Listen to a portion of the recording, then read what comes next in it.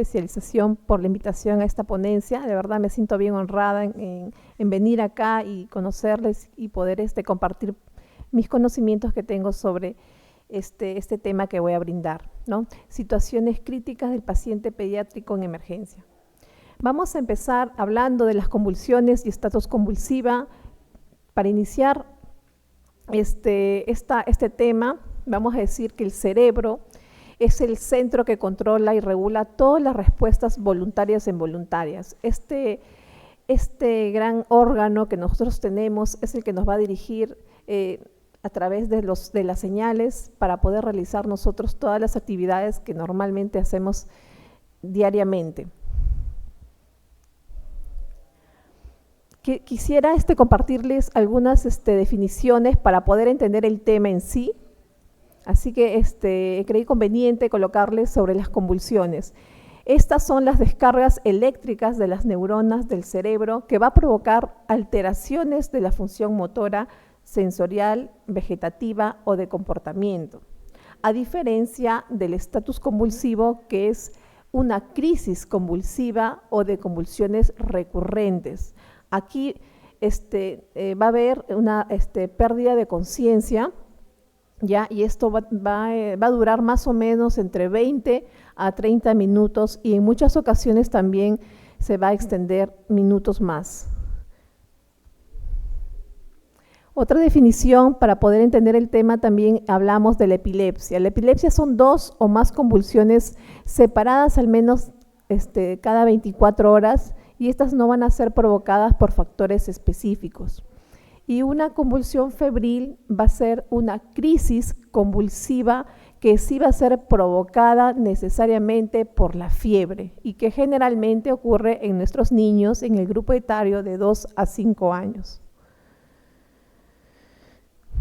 Ustedes habrán escuchado, ¿no? Muchas veces estamos en nuestro centro hospitalario y dicen, ¿no? Licenciada, ¿qué características presentó el paciente? ¿Qué tipo de convulsión presentó? ¿Clónica, tónica, mioclónica o atónica? ¿No? Muchas veces no diferenciamos bien estos términos, por eso siempre es importante saber, y es por ello que le he colocado acá, que la convulsión tónico va a ser cuando el músculo del cuerpo se vuelven rígidos, contraídos. En lo que es convulsiones atónicas, los músculos del cuerpo van a estar relajados. En las convulsiones mioclónicas se va a evidenciar sacudidas cortas de partes en el cuerpo. Y las convulsiones clónicas va a ser los periodos en que parte del cuerpo van a temblar o asimismo se van a sacudir. Estas son las características que les explico para que ustedes puedan entender el tema y al menos vayamos siempre del mismo nivel para poder saber qué cosas son, ¿no? Los tipos de convulsiones. Ahora sí, entramos a lo que es el tema. Las convulsiones son desórdenes neurológicos transitorios que se van a dar por las descargas nerviosas no controladas en el cerebro. Estos van a llevar muchas veces a síntomas físicos y mentales visuales. Algunos ejemplos de convulsiones van a verlos más adelante, los tipos también de convulsiones que tenemos, las parciales, las complejas, las generalizadas, las que se dan por convulsiones infantiles. Para poder nosotros entender, acá les explico las características metabólicas durante una convulsión. ¿Qué es lo que ocurre en la parte metabólica cuando se da una convulsión? Va a existir aumento del consumo del adenosín trifosfato, va a haber un aumento del consumo de oxígeno en el cerebro más o menos en un 60% y por ende un aumento de flujo sanguíneo cerebral.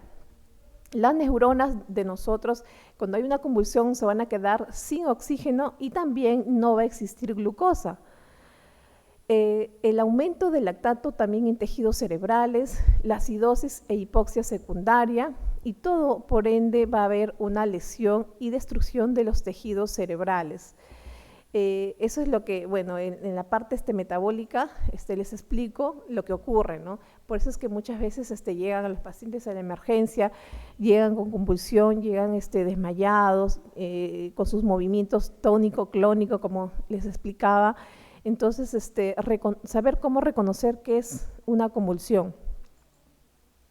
En los tipos de convulsión hay, bueno, dos tipos: la sintomática secundaria y la idiopática. En cuanto a la sintomática secundaria, esto va a estar desencadenado por un estímulo transitorio que va a afectar la actividad cerebral. Muchas veces en nuestros niños, en nuestros pacientes lactantes, tenemos la hipoglicemia, que también va a generar, por ende, una convulsión. En nuestros niños preescolares, también, como son tan inquietos, los niños están tan movedizos, juguetones, corretean, se va a dar por el traumatismo encefalocraniano, por caídas, golpes. Los niños están saltando en la cama, en el mueble, van a evidenciar caídas, golpes, y posterior a ello va a existir una convulsión. También cuando nuestros niños tienen, ¿no?, fiebres mayor de 38,5, hay muchos niños que su organismo ante ello le hace presentar convulsiones, como hay niños que de repente tienen una temperatura de 39 y de repente no va a convulsionar, o sea, su organismo resiste a esa temperatura y este niño simplemente no va a convulsionar, pero a diferencia de otros niños, solo con 38,5 ya se pueden evidenciar convulsión. Otra de las enfermedades también, se puede decir las infecciones del sistema nervioso, como la meningitis, como la encefalitis, también esta enfermedad nos va a conllevar a una convulsión. Y en lo que es el tipo idiopático, sin relación temporal con el estímulo conocido, cuando ya tienen un carácter recurrente, como la epilepsia, ¿no? Generalmente pacientes ya con patología conocida, pacientes que ya han sido diagnosticados previamente, que han entrado por consulta y se ha hecho reevaluación por un neuropediatra y ya tienen el diagnóstico en sí, también llegan por la emergencia y llegan con convulsiones en algunos casos, ¿no?, cuando son muchas veces no tratados. Dentro de las causas más frecuentes en una convulsión, le he separado en tres partes: en neonatos, lactantes y adolescentes. Generalmente en neonatos se va a dar por una encefalopatía hipóxica isquémica, una infección sistémica del sistema nervioso central, por alteraciones hidroelectrolíticas, cuando tenemos pacientes neonatos con problema de sodio bajo, de glucosa baja, ¿no? Entonces se va a dar también las convulsiones por un déficit de piridoxina, también se va a dar la convulsión por errores congénitos del metabolismo, por una hemorragia cerebral y también por una malformación del sistema nervioso central. Eso es en caso de los neonatos. ¿Cuándo se va a evidenciar una convulsión en caso de lactantes y niños? Generalmente en este grupo etario de 2 a 5 años, una de las causas primordiales que llegan por la emergencia y se evidencia convulsión es por la convulsión febril, ¿no? La gran mayoría: señorita, mi hijito ha entrado por la emergencia, ha entrado recién, pero está convulsionado, está con sus movimientos, ya hace 10 minutos, 5 minutos, señora, ¿le ha controlado la temperatura? No, señorita, controlamos temperatura en emergencia, el niño está con 39 grados, ¿no? Entonces ahí se evidencia la convulsión. También otra de las causas es la infección sistémica y del sistema nervioso central, como les refería, ¿no? Por meningitis, por encefalitis, con un diagnóstico previo, por alteraciones también hidroelectrolíticas, por intoxicaciones y por propiamente la enfermedad diagnosticada de la epilepsia, ¿no? Cuando muchas veces no son tratadas, a veces se encargan, las mamás encargan para ir a trabajar, encargan a sus cuidadores y no le dan el tratamiento adecuado, ¿no? Entonces también ocasiona, ¿no?, las convulsiones en caso de la epilepsia. En cuanto a los adolescentes, cuando hay supresión o niveles sanguíneos bajos de anticonvulsivantes en niños epilépticos, ¿no?, cuando no recibió bien su dosis para la epilepsia, entonces también se puede decir que llegan, ¿no?, con convulsiones por traumatismo endocranial. Muchas veces también los niños están manejando bicicleta, por accidentes así, caídas, entonces también se dan, ¿no?, las convulsiones. por un tumor craneal y por también intoxicaciones de alcohol y drogas. En este caso ya este grupo ya son niños más jóvenes, niños adolescentes que ya muchos de ellos consumen, ¿no?, alcohol, bebidas alcohólicas, entonces también muchos de ellos convulsionan cuando son en exceso. Bueno, acá he diferenciado los tipos de convulsión. Cuando hay una crisis convulsiva va a haber 3 tipos de convulsiones: las parciales o focales, las generalizadas, que comprometen ambos hemisferios cerebrales, y las crisis no clasificables, que son las convulsiones neonatales y los espasmos infantiles. En cuanto a las crisis parciales o focales, tenemos tres tipos de convulsión: simple, complejas y con generalización secundaria. En los tipos de convulsión parciales simples, aquí nos dice que no va a haber alteración de la conciencia, solo va a existir signos y síntomas motores y sensitivos. Acá no necesariamente se va a evidenciar pérdida de conciencia, nada más se va a evidenciar los síntomas motores y sensitivos, ¿no? Va a haber movimientos tónico-clónico, pero en ningún momento se va a perder la conciencia. En las convulsiones parciales complejas, ahí sí va a haber alteración de la conciencia, va a haber una crisis parcial que afecta el hemisferio bilateral. Y en las crisis parciales con generalización secundaria, ahí sí se va a evidenciar la crisis tónico-clónica con movimientos musculares rígidos, o en otros también movimientos convulsivos que se van a relajar los músculos, ¿no? La crisis tónico-clínica siempre va a estar presente en este tipo de convulsión.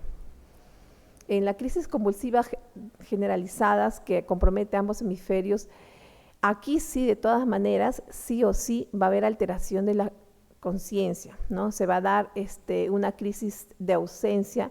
La crisis de ausencia muchas veces puede durar de minutos hasta de repente 5 minutos, y se va a evidenciar con movimientos tónico-clónico, movimiento tónico-atónica y movimientos mioclónicos. Va a estar más comprometido el estado del paciente, ¿no? Y tenemos que identificarlo para poder tratarlo.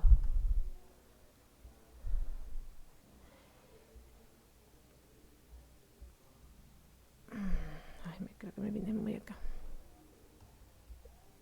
Ya. Para poder nosotros hacer un diagnóstico, generalmente en la emergencia, bueno, la atención en la emergencia en realidad de nuestros pacientitos que llegan con convulsiones es sumamente bien rápida, ¿no? Llega un paciente con convulsión y se le da prioridad en cuanto a la atención, pero para explicarle lo que es el diagnóstico, para que lleguen a hacer un diagnóstico, bueno, se le tiene que hacer, ¿no?, la historia clínica, que generalmente lo hacen los médicos o los residentes médicos de emergencia, ¿no? Se le pregunta por antecedentes familiares, antecedentes personales, enfermedad actual, si tiene la enfermedad actual o ya ha tenido, ¿no? Si la han visto por neuropediatría, ¿no? Y así rápidamente, porque en la emergencia todo es rapidísimo, ¿no? Se le hace un examen físico de todo la parte física del paciente, la parte de los ojos, de valoración neurológica, de la boca, cómo está el estado. Los exámenes secundarios, auxiliares, compromete los complementarios, ¿no?, de donde piden muchas veces la gran mayoría de médicos glucosa, electrolitos, estudios metabólicos, los niveles, cómo está el paciente, ¿no? La punción lumbar, también realizan la punción lumbar, ¿no?, muchas veces para descartar infecciones del sistema nervioso central como la meningitis o la encefalitis, y también ahí en emergencia se pide sí o sí una tomografía, una resonancia cerebral, ¿no?, para ver qué compromiso o afectado a nivel cerebral del paciente. Por ello es que siempre, ni bien llega, nosotros en la emergencia tratamos de trabajar lo que es la parte en equipo, ¿no? Lo que me refiero, trabajamos en forma conjunta médicos, enfermeras y personal técnico. Si bien es cierto, viene un paciente y lo primero que se le pregunta, ¿dónde fue?, ¿no? Generalmente las preguntas lo hacen los médicos, pero siempre es bueno nosotros reconocer, saber, porque no siempre vamos a estar en un hospital 3, sino de repente podemos estar en casa, en un hospital 1, un hospital 2, y tenemos que hacer las preguntas respectivas a los familiares. ¿Dónde se encontraba el niño al momento de la convulsión? ¿Qué estaba haciendo el niño? ¿Hubo algún acontecimiento desencadenante? ¿Existió pérdida de conciencia? ¿Y esto cuánto duró? ¿Qué tipo y cuál fue la secuencia de los movimientos? Como yo les refería, ¿qué tipo de movimientos clónicos, mioclónicos, ¿no? Presenta? Hubo desviación de mirada, los ruidos respiratorios se escucharon guturales, hubo cianosis, que es el color moradito en la piel, hubo salivación, ¿no? Incontinencia de esfínteres, el niño se orinó por sí solo. Todas esas cositas siempre es bueno que nosotros conozcamos para hacer la pregunta, ¿no? Y ahora, les explicaba, viene un paciente por la emergencia y como referían en la exposición anterior la compañera, no esperamos que se haga todo el trámite de los papeleos. El paciente viene ya por una emergencia que es las convulsiones, se tiene que atender de forma inmediata. Entonces el paciente viene, ¿no? Se le hace ingresar en tópico, se le atiende ahí, se le coloca en la camilla, se le coloca en posición semifowler, se le hace hiperextensión del cuello, se le coloca, lo primero que se le va a colocar es la letra A, abrir y recolocar la vía aérea, administrar oxígeno con reservorio o también el oxígeno por máscara de oxígeno, ¿no? Muchas veces en nuestro hospital del MINSA muchas veces no contamos con las cánulas de oxígeno, pero de repente en algunas clínicas de las cuales yo también he trabajado, sí tenemos, ¿no? La máscara de oxígeno, ¿no? Que también nosotros lo usamos bastante. Bueno, también la letra B es valorar el patrón respiratorio. Tenemos que evidenciar nuestro patrón respiratorio, cómo está. Si hay más dificultad, siempre, doctor, el paciente está con este patrón respiratorio alterado, la frecuencia cardíaca está en 70, 80, ¿no? El doctor viene, reevalúa. Ya previo a ello también tiene que tener el monitoreo cardíaco, ¿no? La frecuencia cardíaca, monitorear la frecuencia cardíaca, respiratoria, el pulsioxímetro de pulso, ¿no? Para ver cuándo está saturando más de 90, más de 92 o está desaturando de repente, ¿no? Entonces, para poder tomar decisión inmediata. La C, como les refería, valoración de perfusión cutánea, la piel cómo está, el monitoreo cardíaco, la presión arterial, la frecuencia cardíaca, ahí mismo también se evidencia la frecuencia respiratoria, y todo va en forma secuencial y rapidísima. Canalizar vía periférica, generalmente nosotros colocamos una vía periférica de gran calibre. Si son niños pediátricos, generalmente usamos el número 22, ¿no? Para poder por ahí perfundir los volúmenes o el tratamiento anticonvulsivante, ¿no? Que va a ser indicado y prescrito por el médico. La glicemia capilar también vamos a controlar en forma inmediata y vamos a ver la existencia o no de glicemia. Si la glicemia está por debajo de 60, generalmente en la gran mayoría nos indica, licenciada, ¿cuánto está de glucosa? 50, ¿no? Por decir un ejemplo. Entonces, colóquele por favor dextrosa al 10%, 2 mililitros por kilo. El paciente pesa 10 kilos. ¿Cuánto coloco? 20 centímetros. Colocamos 20 centímetros. Todo es en forma inmediata y rápida, por eso es el trabajo en equipo. Una colega está colocando al paciente en la parte respiratoria, la otra colega está canalizando la vía. Estamos valorando el patrón respiratorio y estamos verificando que esté bien su frecuencia cardíaca, su presión. Ya colocamos la vía, empezamos a infundir volumen de líquidos, ¿no?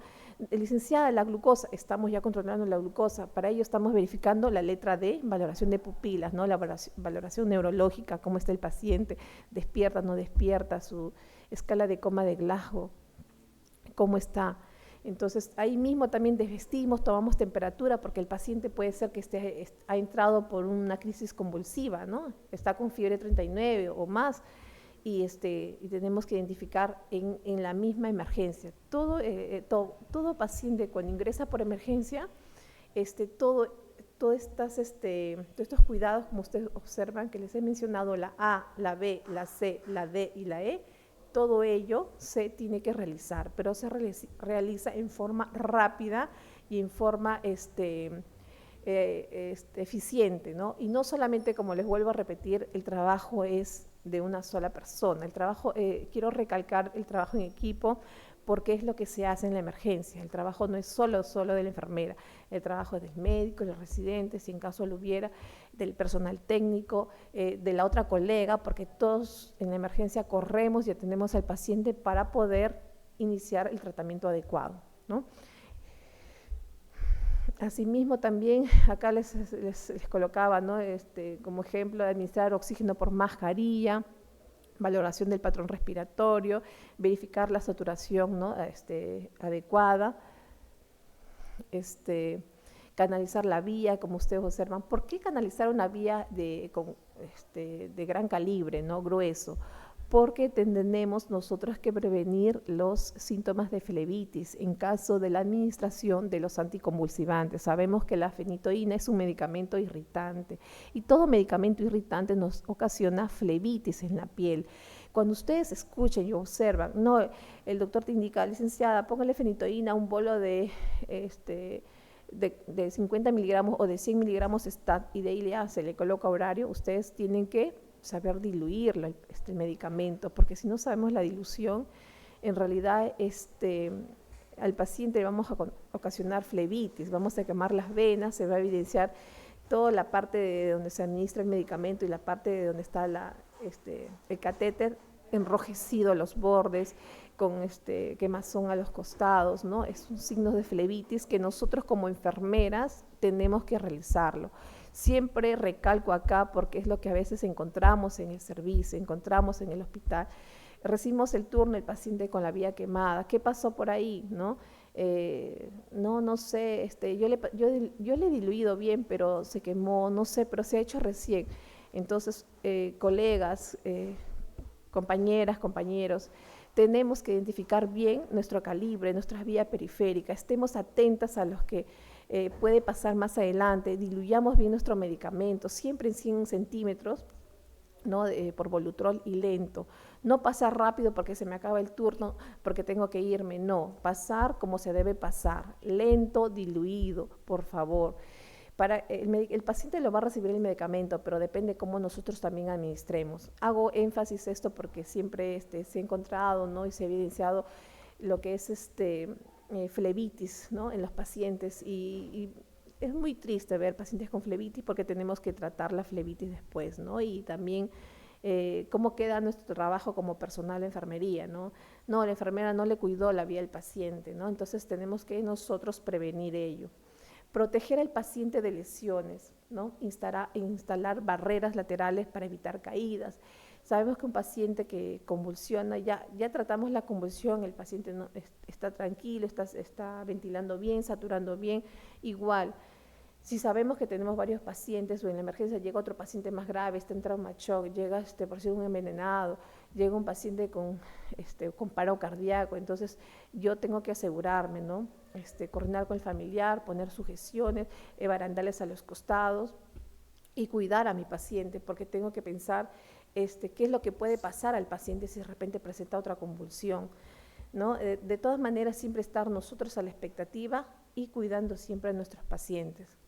Ya cuando nosotros tenemos una vía canalizada, bueno, la literatura nos menciona que se tiene que administrar diazepam lento, ¿no? y sin diluir, lógicamente, en una dosis de 0.2 miligramos por kilo, en una dosis máxima hasta 10 miligramos. Si es que en caso no hay vía, porque generalmente en la emergencia nosotros usamos el diazepam y el midazolam también, pero si en caso, por decir, es un niño de difícil acceso, ¡ay, colega, no le puedo ver la vía! Muy bien, ya, tenemos otra opción, no se preocupen, que es el midazolam intranasal. Por eso son medicamentos que siempre encontramos en la emergencia. El midazolam de 50 miligramos en 10 mililitros se coloca intranasal. ¿A qué dosis? 0.2 miligramos por kilo y en una dosis máxima de 10 miligramos. Esta dosis se va a hacer repartido mitad en cada narina, mitad en una y mitad en otra. Lo que salga de la dosis de 0.2 miligramos por kilo del paciente se reparte en cada narina para poder nosotros ayudar a que cese las convulsiones en el momento hasta que yo logre, porque yo tengo que sí o sí lograr canalizar una vía periférica a mi paciente, porque si no, ¿cómo yo voy a tratar a mi paciente?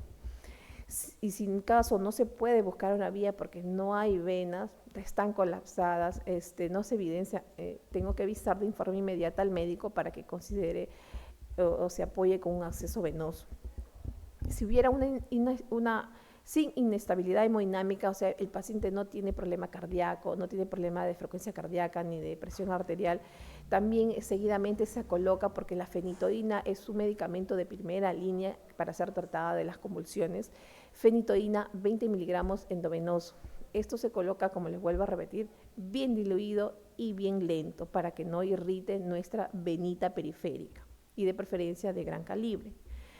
Si hubiera una inestabilidad hemodinámica, también se usa el levetiracetam, ¿no? Si hay, por decir, alteración de la frecuencia cardíaca, el paciente está sin hipotensión, se coloca levetiracetam 30 a 60 miligramos por kilo.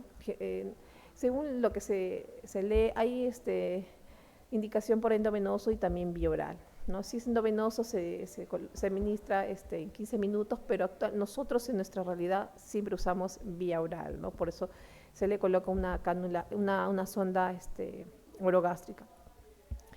Paciente mayor de 6 meses se administra ácido valproico 20 miligramos por kilo, ¿no? Eso se administra en 5 minutos, ¿ya? Y se pone también por una sonda. Generalmente todo paciente que llega por la emergencia, al menos 6 horas quedan en NPO, por eso es necesario, importante, ¿no?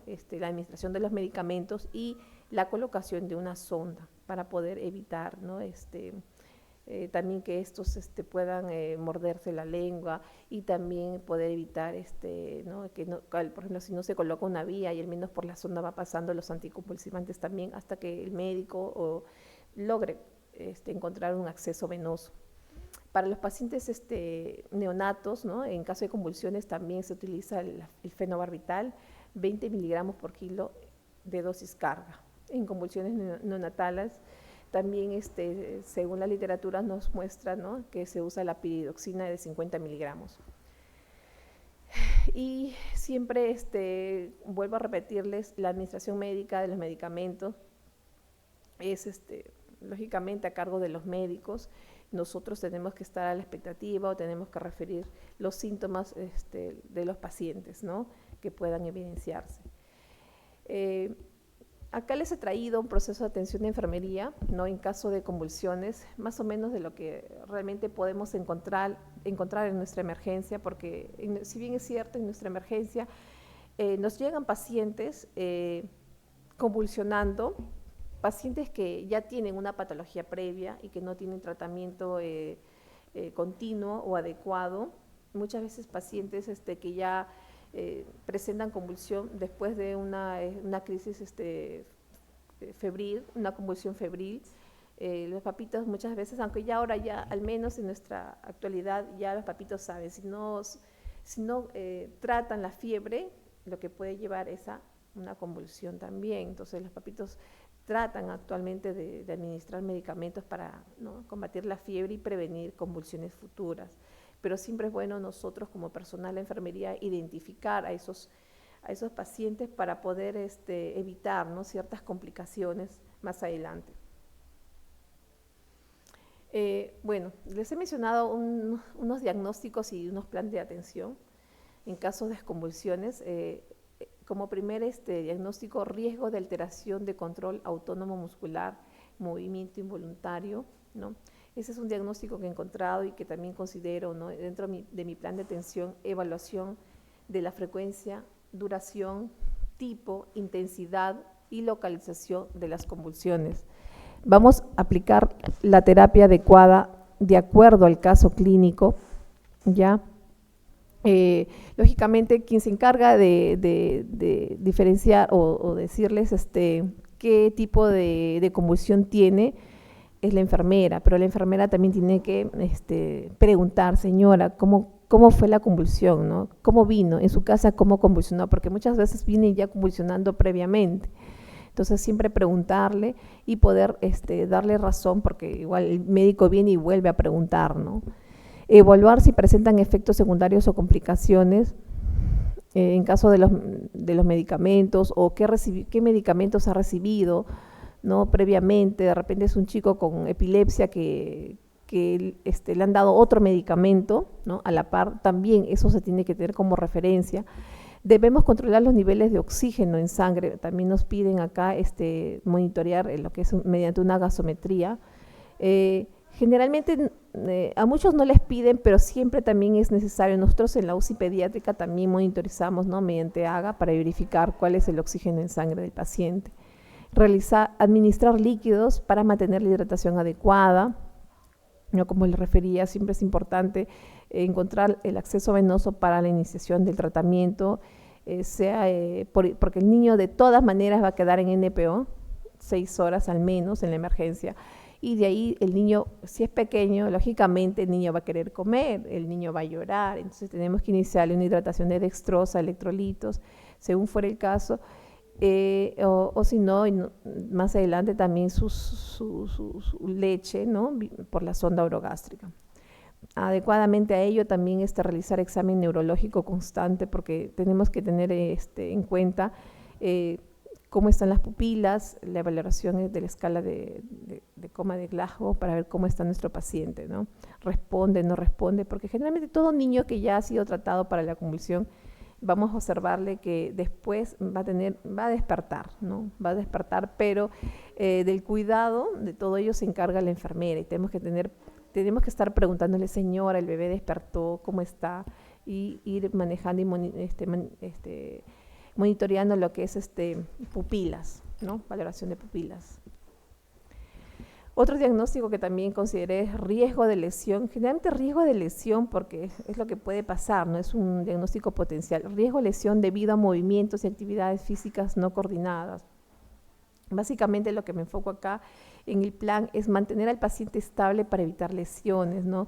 Muchas veces estos pacientes convulsivos se van a mover, se van a querer caer, van a presentar otra convulsión y muchas veces se tiran hacia atrás o empiezan con sus movimientos mioclónicos, clónicos. Entonces tenemos que asegurar a nuestros pacientes, ¿no?, mediante las sujeciones previa autorización, consentimiento del familiar, mantener al paciente siempre en una zona segura, ¿no? Brindar suficiente espacio para realizar actividades físicas con él, ya cuando el paciente en este caso también ya va a estar en un ambiente de reposo ya más estable, y ahí vamos a realizarle también todos sus cuidados, vamos a favorecer el aseo, ¿no?, de lo que el paciente requiere. Muchas veces los pacientes que llegan a la emergencia con convulsiones, se les da tratamiento, ¿no?, pero la idea es investigar a qué se debe la convulsión. Entonces, encontrar un factor causal hasta que se encuentre el factor causal de la convulsión, no se da de alta al paciente.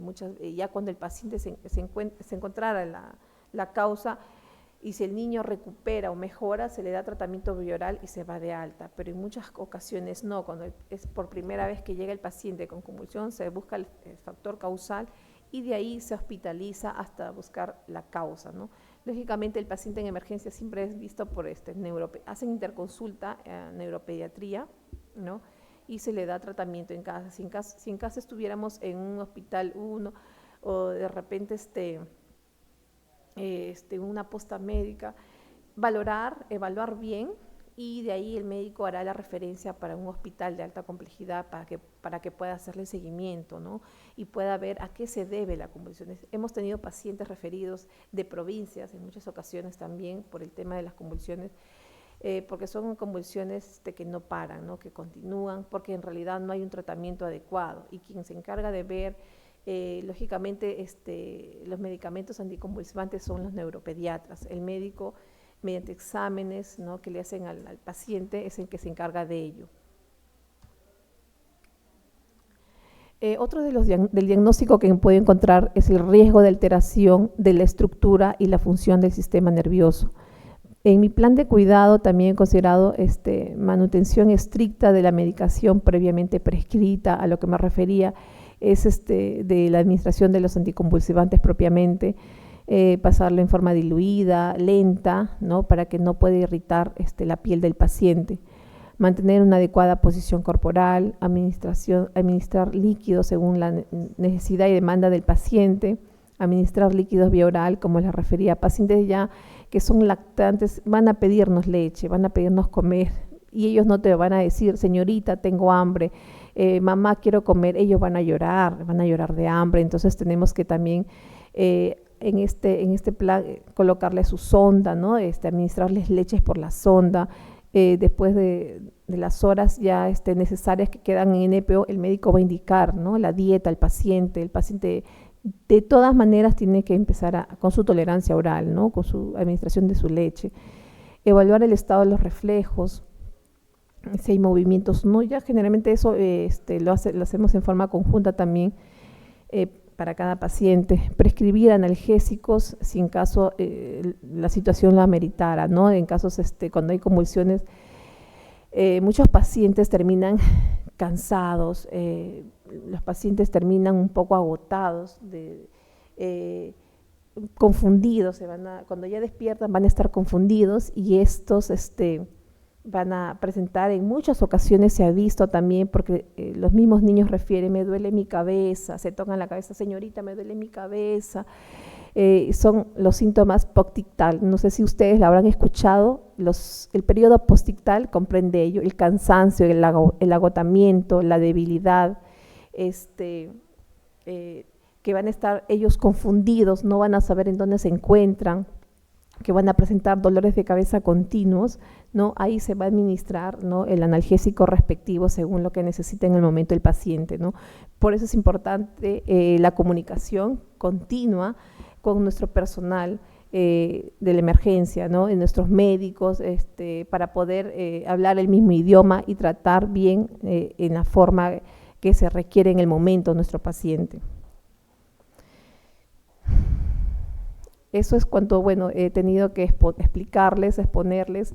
No tengamos miedo a tratar la convulsión, porque son patologías que muchas veces se observan cuando llegan a la emergencia, cuando llegan a nuestra posta, cuando llegan a nuestro servicio, y tenemos nosotros el gran deber como profesionales de la salud, enfermeros, tener que saber identificar los síntomas, los signos, y tener el grado de capacidad para poder administrar una vía, colocar los medicamentos, ¿no?, y estar tranquilos, porque de todas maneras eso va a ceder, ¿no?, siempre y cuando se siga un cuidado necesario con los pacientes.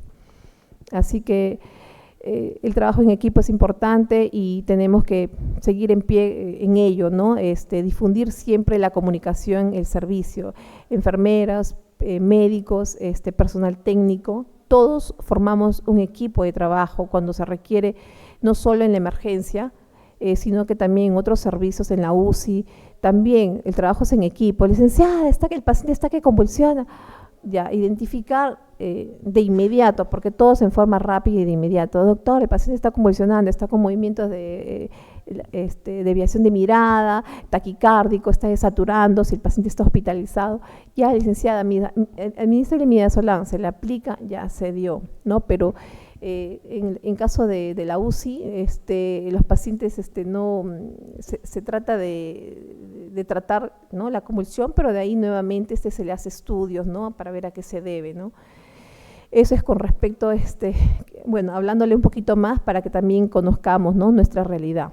Pero en lo que es emergencia, como vuelvo a repetir, la comunicación es importante, el trabajo en equipo, la identificación de signos y síntomas, ¿no?, y también lo que es la educación, ¿no?, la educación a los familiares para que ellos en casa sepan, ¿no?, si la convulsión durara más de 5 minutos, lógicamente, señora, tiene que traerlo a la emergencia para que se le pueda tratar, porque si no ya llegaría a lo que es pérdida de conciencia, ¿no?, y puede durar más tiempo, ¿no?, que ya ese sería nuestro siguiente tema, que sería estatus convulsivo.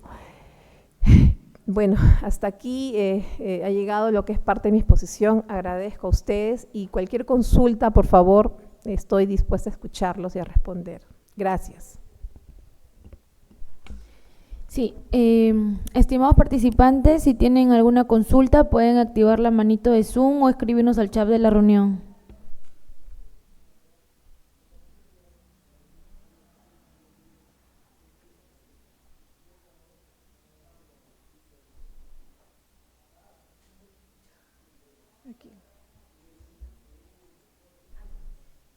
Licenciada Rosemary, tenemos una pregunta de Facebook. Dice, ¿cómo podemos tratar la flebitis?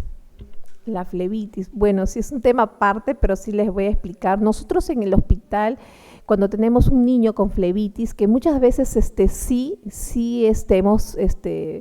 hemos tenido, y no solamente una vez, sino muchas veces, nosotros colocamos compresas de cloruro, ya al 9 por 1000, y también compresas con cloruro al 20%, o en este caso ampollas de hipersodio, ¿no? Le colocamos en forma directa y estamos cambiándole paulatinamente y observándole, ¿no? Para que haya mejoría, ¿no? Eso es lo que nosotros comúnmente hacemos en nuestro hospital. Y sí, sí desinflama y sí mejora, ¿no? Pero hay que estar cuidando ese brazo, cuidando esa manito, ¿no? Y aplicando las compresitas. Eso nos ha ayudado bastante, yo les digo como tip, como secreto, porque eso nosotros lo hacemos en el hospital. Lógicamente nunca se quiere perjudicar a nadie porque nos pasa. Somos enfermeras, pero nos pasa, no somos perfectas, o sea, nos pasan los incidentes. Estamos ocupadas, no me fijé, me demoré unos minutos, no me di cuenta, pero ya se hizo la flebitis. Entonces, ante esa flebitis solo nos queda actuar y nos queda apoyarnos, porque nadie quiere que pase ese incidente, ¿no? Son incidentes que pasan y tenemos que nosotros como tal responder y ayudar a nuestro propio paciente. Ok. Sí.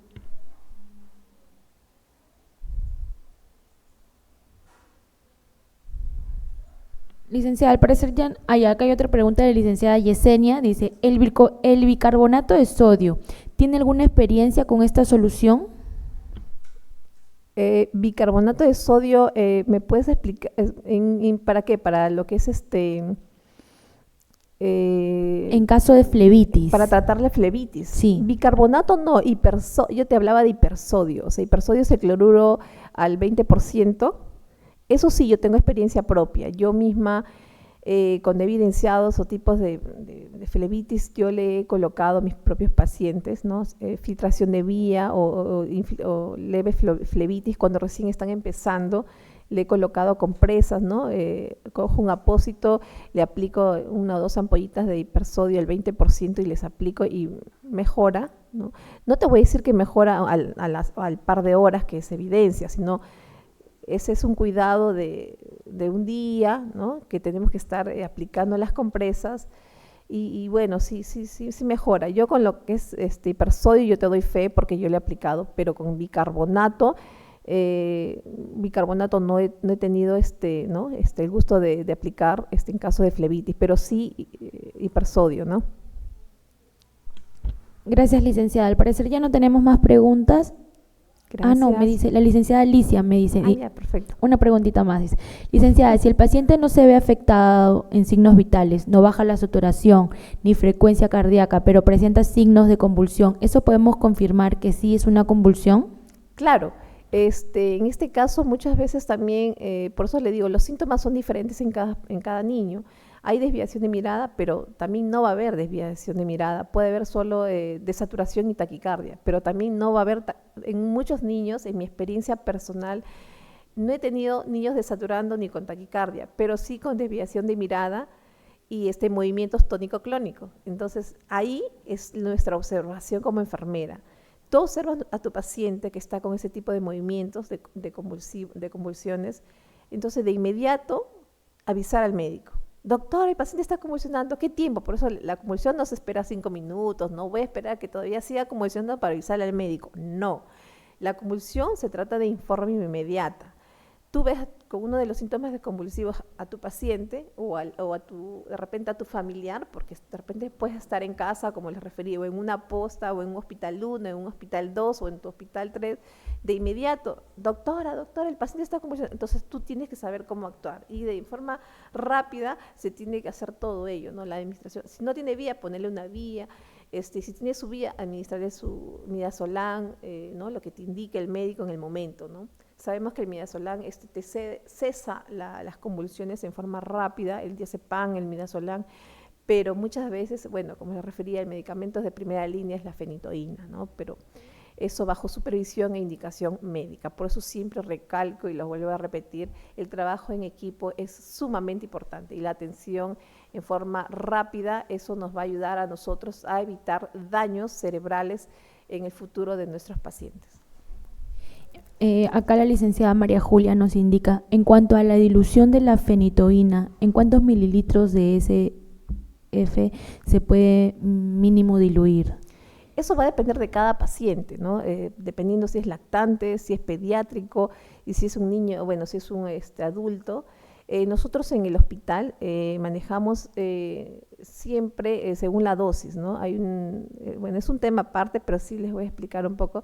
Generalmente nosotros en adultos, y según mi experiencia en adultos, una ampolla en 100 mililitros, lo que siempre administramos o en niños grandes, porque generalmente nuestros niños que ahora vienen al hospital son niños de 80, de 70 kilos, niños sumamente, ¿no? Como peso de adulto, y le diluimos siempre en 100 mililitros, ¿no? Una ampolla en 100 mililitros, y si son pequeñitos, de todas maneras sí vamos a diluir mínimo en 50, pero de verdad, si pongamos, te indican, licenciada, póngale 50 miligramos, ¿no? de fenitoína en 50 centímetros de cloruro y bien lentito, porque a veces decimos, wow, pero el paciente sigue convulsionando, voy a abrirle chorro, no voy a abrirle todo el medicamento y el Volutrol. Pasa en forma continua y de verdad que ahí se irrita pues las venas, ¿no? Y después decimos, pero ¿cómo se hizo? Y tú vas a escuchar y vas a, en muchas ocasiones, ¿qué le has puesto? No, no le he puesto nada, ¿no? Y vas a ver y va a ser lo que has puesto último, qué medicamento, revisas tu cardex y es la fenitoína, ¿no?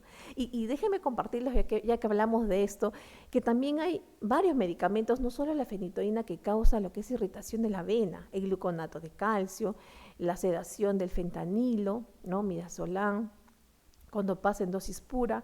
Entonces, tengamos cuidado al poder ver, porque yo he encontrado en mi hospital, en mi servicio, muchos casos de flebitis por ello, ¿no? Y después estamos nosotros tratando, ¿no? La flebitis, pero el tema es que muchas veces nos toca familiares un poco especiales que nos dicen, señorita, pero ayer he venido y no he estado con flebitis, pero ¿por qué pasó, no? Entonces tenemos que nosotros evitar, ¿no? Conozcamos bien nuestro paciente, conozcamos bien las vías de administración, nuestros cinco correctos, nuestras 10 reglas de oro, para poder nosotros atender a nuestros pacientes. Solo así es la única forma como vamos a nosotros salir bien de nuestro trabajo, evitando problemas, ¿no? Porque yo he evidenciado y les voy a compartir esta experiencia, no mía, sino de una compañera en la clínica, que una mamá denunció, ¿no? a esta colega por una flebitis química, ¿no? La denunció y le dijo, pero yo le decía que la vía le estaba doliendo, usted no me ha hecho caso, y mire, pues inflamado, pero solo de ella solo fue inflamación, ¿no? El parte del antebrazo quedó inflamado, no gordo, y la mamá estaba sumamente molesta. En las clínicas, créanme que ellos muchas veces no nos tienen un poco de piedad el personal de salud ahí, simplemente te denuncian, ¿no? Te hacen tu queja y va como una denuncia y simplemente el profesional, la enfermera, simplemente tiene que alejarse del trabajo, ¿no? Por eso les comparto eso para nosotros tener cuidado, administrar en forma lenta, diluida nuestros medicamentos para evitar futuros problemas, ¿no? Más adelante. Muchas gracias, licenciada Rosemary. Ya terminamos con la ronda de preguntas, ahora sí podemos pasar al siguiente tema. Los problemas de estatus convulsivo o problemas neurológicos, si bien es cierto, llegan casi en forma frecuente a la emergencia, son uno de los factores que llegan con más frecuencia.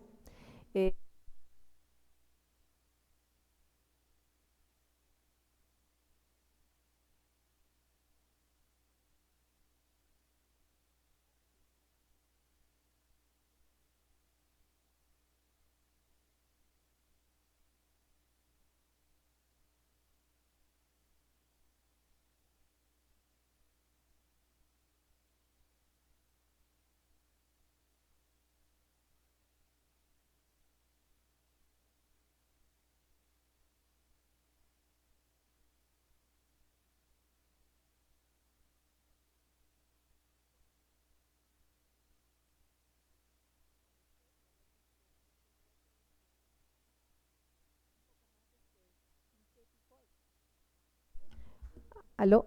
Y ahora sí. Bueno, continuando con el tema siguiente, es el estatus convulsivo. Nos dice, es una actividad convulsiva que aquí sí va a durar 30 minutos a más las convulsiones. Aquí va a haber pérdida de conciencia de todas maneras, ¿no? Y ahí, bueno, acá nos dice, va a ser clasificado en dos puntos, en convulsivo y no convulsivo. Pero antes de ello vamos a mirar cuáles son los factores causales, cuál es la etiología que conlleva un estatus convulsivo, ¿no? Uno de ellos es el accidente cerebrovascular, las infecciones del sistema nervioso central, como la meningitis, encefalitis, los tumores del sistema nervioso, los desórdenes metabólicos, nuevamente, como electrolitos, sepsis, uremia, el trauma craneal, la anoxia, hipoxia cerebral, ¿no? Son los factores que nos causan estatus convulsivo. Dentro del cuadro clínico, la sintomatología que nosotros vamos a encontrar en lo que es estatus convulsivo propiamente va a haber pérdida de conciencia, actividad muscular tónico-clónica, ya sabemos que es tónico-clónica, ¿verdad? La mordedura de lengua, como ustedes observan en nuestro pequeño, la incontinencia urinaria, ¿no? Este niño va a relajar sus esfínteres y se va a evidenciar que orina, ¿no? Es por sí mismo, sin controlarlo. En caso de lo que es el estatus convulsivo no convulsivo, se va a evidenciar estado de conciencia fluctuante, movimientos anormales de ojos, la afasia, que es trastorno del lenguaje, la postura anormal de extremidades.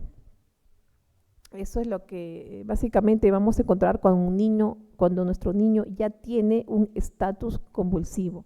Esto es, se puede decir, ya un grado más avanzado de las convulsiones. Acá nos vamos a lo que es cuidado de enfermería en pacientes con estatus convulsivo. Siempre nosotros como enfermera en emergencia protegemos la vía aérea. Ya en estatus convulsivo, ya nuestros pacientes tenemos que ya nosotros iniciarles a proceder con el procedimiento de la intubación endotraqueal. Lógicamente la intubación endotraqueal lo hace nuestro médico, quien nos acompaña, ¿no? En la atención. Si persistieran convulsiones a pesar de la primera línea, porque ya hemos usado en este caso, ¿no? Midazolam, estamos usando la fenitoína y el paciente sigue, ¿no? Con movimientos o no mejora, también se tiene que usar, ¿no? Nuestro relajante como el becuronio para poder proceder a la intubación. Vamos a colocar a nuestro paciente en una posición adecuada para realizar nuestro procedimiento. Asimismo, colocar nuestras 2 vías periféricas. Siempre se pide 2 vías periféricas porque uno va a los fluidos y el otro va a los anticonvulsivantes, son los medicamentos que le tenemos que colocar al paciente. Vamos a administrar diazepam, 5 miligramos endovenoso y repetir dosis si fuera necesario, ¿no? También nos indican el midazolam. Si la actividad convulsiva persiste dentro de los 10 minutos de administrado, se debe añadir la fenitoína en 20 miligramos por kilo, pasando a no menos de 50 miligramos por minuto. O sea, acá en lo que nos refieren que tenemos que pasarlo, bueno, lo más pronto, ¿no? Para que pueda ser efectivo nuestro medicamento, pero como vuelvo a repetir, tenemos que pasarlo bien diluido también, ¿no? Y lento, ¿no? Para que no podamos irritar nuestro acceso venoso. Si el estatus convulsivo es refractario, se debe considerar, como les explicaba, una referencia a otro hospital para que le hagan un mayor monitoreo electroencefalográfico. Colocamos una zona nasogástrica para disminuir nuestro riesgo de aspiración. Muchas veces nuestros pacientes con estatus convulsivo también presentan cialorrea, ¿no? Aumento de secreción por la boca, y nosotros como enfermeras tenemos que identificar y aspirarle, ¿no? Para poder ayudar a la ventilación. Descartamos acá también la administración, el riesgo de hipoglicemia, colocando un hemoglucotex al paciente y vemos cuánto de glucosa tiene. Si ya si estuviéramos nosotros, por decir, estamos en el hospital del niño, en la emergencia, nuestro paciente nos llega con un estatus convulsivo, de frente, ¿no? En tópico, la atendemos en forma inmediata en el tópico, procedemos a entubar, el doctor pide administración de la sedación, relajación respectiva, anticonvulsivante necesario, el mismo médico coloca el catéter venoso central, si en caso lo requiere, ¿no? O si no, su vía periférica de gran calibre, de preferencia siempre usamos gran calibre nosotros en la emergencia. Procedemos a la intubación endotraqueal, como vuelvo a repetir, y la administración de los medicamentos de primera línea, ¿no? Como son la fenitoína, el levetiracetam, el midazolam va primero. Ya colocamos también ahí seguidamente monitor cardíaco para cuantificar nuestras funciones vitales en todo momento. Eso va a ser siempre prescindible, ¿no? Nosotros como enfermeras, nuestra colocación de funciones vitales, ese es imprescindible. Temperatura, también todo medimos. Si el estatus convulsivo es refractario, manejar inicial, nos dice iniciar midazolam a 0.2 miligramos kilo como dosis carga. Siempre vamos a administrar una dosis carga de inicio y de ahí vamos a evaluar, según la prescripción médica, si continuamos o no con una infusión de 0.1 a 0.2 miligramos kilo hora, titulando hasta suprimir convulsiones por monitoreo. ¿No? Esto siempre nos indican los mismos, el mismo emergencista, si en caso no estuviera el médico interconsultante, porque de ahí de todas maneras se hace la interconsulta al médico, al neuropediatra, pero el emergencista siempre trata lo que es el estatus convulsivo inicial.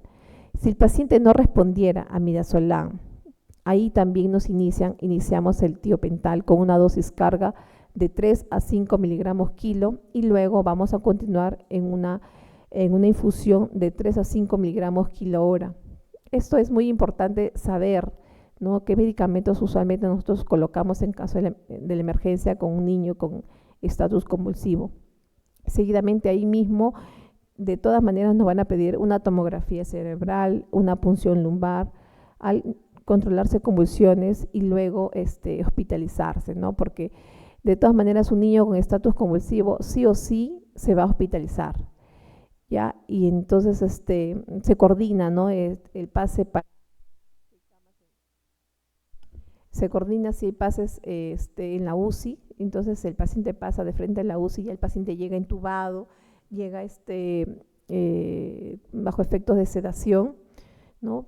La gran mayoría de pacientes previamente, antes de subir a hospitalizarse, se le hace la tomografía cerebral en la emergencia y ya en la UCI o en estado de hospitalización se le hace su procedimiento de la punción lumbar. Siempre recalco que se le hace PL porque descartan, ¿no? Descartan una posible meningitis o una posible encefalitis. ¿Qué es lo que nosotros debemos tener en cuenta, ¿no? Como enfermeras, ¿no? En nuestro cuidado en este tipo de pacientes? Debemos tener en cuenta la forma, el comienzo y la duración de la convulsión, el tipo y extensión de movimientos, si estos han sido focales o generalizados, si hay o no pérdida de conciencia, desde cuándo, evaluar la incontinencia de esfínteres, verificar la presencia de cianosis, duración del periodo postictal. Lo referí al inicio, el periodo postictal es aquello cuando el paciente se encuentra ya, después de que ha ocurrido la convulsión, el paciente se va a encontrar cansado, debilitado, confuso, no va a saber dónde está, el paciente va a presentar cefalea, dolores de cabeza continuo. Entonces, ahí tenemos que ver de qué tiempo ha sido ello, porque el niño después de la convulsión y la administración de medicamentos anticonvulsivantes, el niño va a despertar. Entonces tenemos que realizar la valoración neurológica, ¿no? Establecer cómo han sido sus convulsiones para poder nosotros decirles al médico, ¿no? Si ha sido de qué tiempo la convulsión y dar tratamiento adecuado. Priorizar todas estas características que lo refiero al momento de la atención para nosotros dar tratamiento adecuado, ¿no? Y poder trabajar bien con nuestro paciente.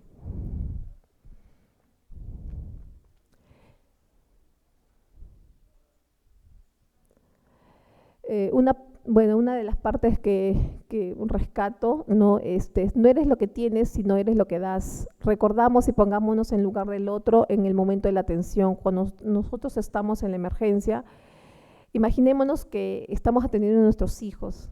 Tratemos lo mejor para ellos y a pesar de los obstáculos que podamos encontrar, nosotros tenemos que sacarlo del cuadro y darle un cuidado humanizado a ellos, por más rápido que sea la atención, porque en emergencia todo es muy rápido, pero igual nunca tenemos que perder ese sentido de humanidad. Muchas gracias, espero sus preguntas. Es más chico. Participantes, si podemos levantar la manito de Zoom para poder interactuar con la licenciada Rosemary, o en todo caso escribir en el chat de la reunión para poder resolver sus dudas junto con la licenciada.